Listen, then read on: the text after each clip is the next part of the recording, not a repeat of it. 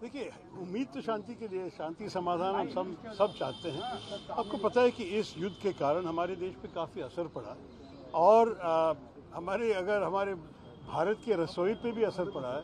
तो हमारे इंटरेस्ट क्या है?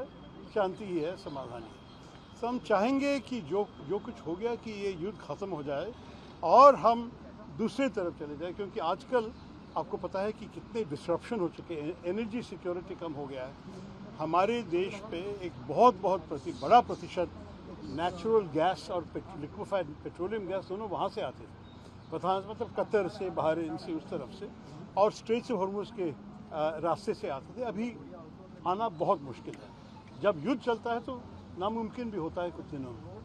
दूसरी बात यह है कि हमारे करीब 1 करोड़ लोग पड़े हैं गल्फ़ राज्यों में, गल्फ़ देश में, और उनकी जो सिक्योरिटी, उनकी सुरक्षिता के बारे में अगर आप सोचेंगे तो युद्ध चलना उनके इंटरेस्ट में नहीं है और उनके काम में भी कुछ असर पड़ेगा। शायद कुछ लोग अपने काम को नष्ट करेगा, लॉस हो जाएगा। तीसरी बात यह है कि जो कुछ वहाँ से आते हैं उसके उपयोग हमारे सिर्फ रसोई में नहीं, और ढाबा भी बंद हो रहे हैं, रेस्टोरेंट्स में तकलीफ हो रही है, वो सब छोड़ दो।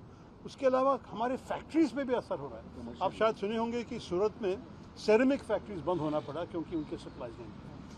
हीलियम आते हैं वहाँ से, सल्फ़र आते हैं, फर्टिलाइज़र हमारे कृषकों के, हमारे किसानों के लिए। तो ये सब अगर आप देखेंगे, इस युद्ध का ख़त्म होना हमारे पूरे देश के हित में है। और इसलिए मैं कहता हूँ कि जो भी लेके आए, पाकिस्तान लेके आए या कोई और लेके आए, ये हमारे कोई लेना देना नहीं है। हम शांति चाहते हैं।